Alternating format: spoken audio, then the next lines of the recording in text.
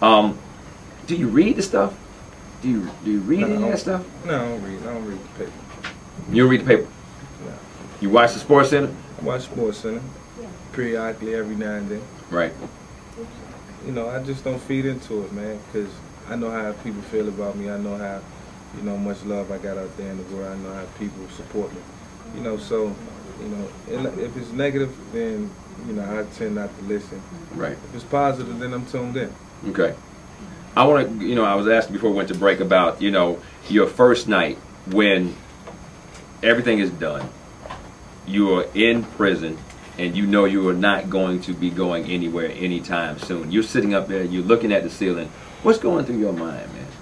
You know, it was tough, but you know, I had to be strong for myself and my family, and you know, I kept telling myself it's all about overcoming adversity and perseverance. It was a situation I didn't like to be in, I didn't want to be in, but you know, I knew I had people out there who loved me. I knew, you know, my family was going to support me, you know, and I knew that I had to be strong. So, you know, it was just a test of myself. Right. You know, it's a place nobody wants to be, but it helped shape and mold me in so many different ways in my life. And I almost want to say, you know, if I had to go back and change a lot of things in my life, I would change the amount of time that was put on me, but I wouldn't change the fact that I had to deal with that because it helped me as an individual. How did you feel like you grew the most by going through that? Was it because of the fact that, you know, you felt like you could do no wrong? You know, I mean, I feel like, you know, that I really didn't have, you know, opportunity to, you know, say some of the things that I wanted to say. Right. You know, get some things off my chest at the right time, you know. And I had to hold a lot back, so, you know, people was able to, you know, perceive me in the way that they wanted to perceive me. You know, I was facing a tough situation. I chose not to say, you know, too much, and you know, just to wait till I got out to, you know, try to say what I needed to say and what I think people should have known at a certain point. You know, but you know, I just had to bite the bullet at the time and you know, just you know, make the most out of the situation. You know, when people talk about, you know, you were going to be aligned with, you know, the Humane Society, and then we had a guy on from PETA who was saying that they wanted some certain things that they wanted you to do before they would not do certain things. Did you feel like, how did you decide who you wanted to talk, you know, or be a spokesperson for with this situation? Because PETA is so extreme. You know, I mean, you know, I had a lot of time to think about that. You know, I reached out to, you know, the president of the Humane Society, did a lot of research on them, and, you know, both organizations, and, you know, and other special interest groups as well. Right.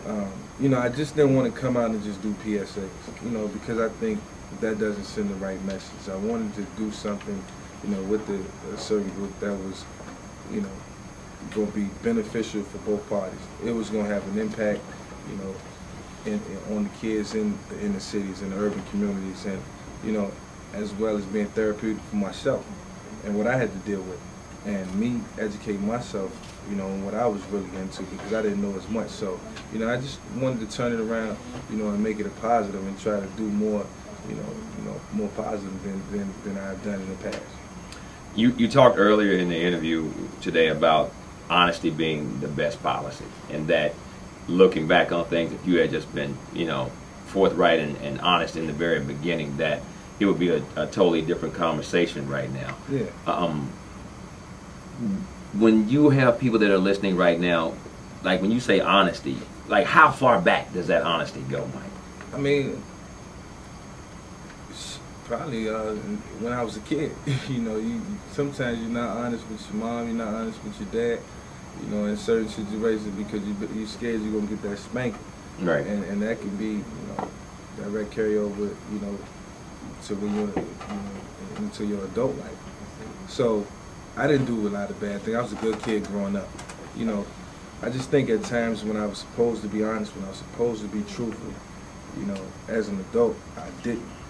And, you know, that cost me. So, you know, that's another message I try to teach, you know, just, you know, be honest and be upfront, you know, try to have an open line of communication with the people who love and care about you, because it's only going to help And you know, I know that now. It took, you know, it took a while for me to learn that, but hey, at least I can go on, you know, the rest of my life, you know, knowing, you know, what's gonna happen if you just be upfront and honest in the beginning.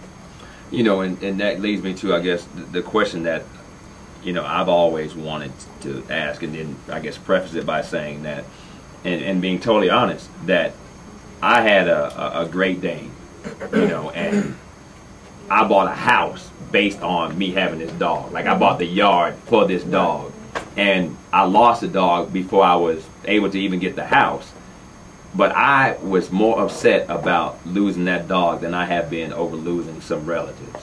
That's how much that animal meant to me. You told some kids, yeah, man, like, for real. Like, you told some kids the other day that you want to own dogs again. Not dogs, a dog. A dog. In the future, for my kids. You know, because that's all I get from them now. You know, Daddy, can we get a dog? Because we always had a dog in the house. Right. You know, and, you know, they're just not used to that. You know, so, you know, it hurts me that I can't provide that for them because of my wrongdoings. And, you know, in the future, if the judge grants me the opportunity, hey, you know, I'm going to make the most of it. Then if he doesn't, then I totally understand why. But, you know, it's just something that I think about, you know, because I had dogs since I was a kid. Right. And that's just something that I can't do right now. And, you know, probably don't have the time for it. But, you know, I just got used to having a dog in my household as a companion. So when you have to tell them, you know, no, does it hurt by the fact that, you know why, or do they have a, you know, because, you know, you just met my son, is there a follow-up question? You know, you got a 4-year-old that's not like the older one, Daddy, why? Why can't we? I tell them the truth. You know, they deserve to know the truth, and they can deal with it just like I've learned to deal with it. You know, it doesn't affect anything. You know, and you know they'll have a time in you know, in their life where, you know, they have an opportunity to have a dog. So, you know, like I said, who knows when it'll happen?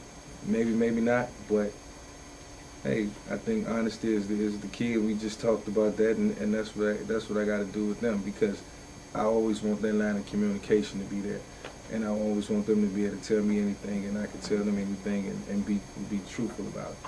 When you were in Leavenworth, were there people like in entertainment or in sports that were trying to come and see you, or I mean, was it just like mainly your family? How was that when people were trying to get at you? I mean, I had requests for so many people to come see me. I mean, it was unbelievable. I just you know, wanted to, you know, be by myself for a while. You know, I didn't want people coming to visit me in the visiting room, other than my family. You know, because, you know, it just wasn't the right environment. And like I said, I shouldn't have been there in the beginning. And, you know, my family was there for support. And I let some guys come see me, some of my teammates, some people that I knew. I won't name any names, but, you know, they came out to show support. So was there like one particular instance in your incarceration where you really felt like, oh man, like this is for real, you know? Because you said you were being strong, you had to bite the bullet, but I mean, all of your personal freedoms where you had everything was taken away. Was there a moment that you can recall where it was like, okay, this is it right here? I mean, I acknowledged that from the time that, you know, I got sentenced. Right. So I didn't have to walk into prison to know that it was real. I knew it was coming. You know, so. And you went in earlier. Yeah, I went in through. That's what people were saying. Why wouldn't he go through Christmas and spend time with his family and do all those things? But, you know, you kind of shocked a lot of people by going in. What made you say, I'm going on in? The most important thing was to, you know, get it over with. You know, I got tired of feeling like I had a black cloud over my head, and, you know, even that, and during my happiest moments, you know, I had to think about the fact that I was, you know, leaving my family. So, you know, I just wanted to get it over with. I knew it was going to be a different experience. I wanted to go ahead and just get out the way.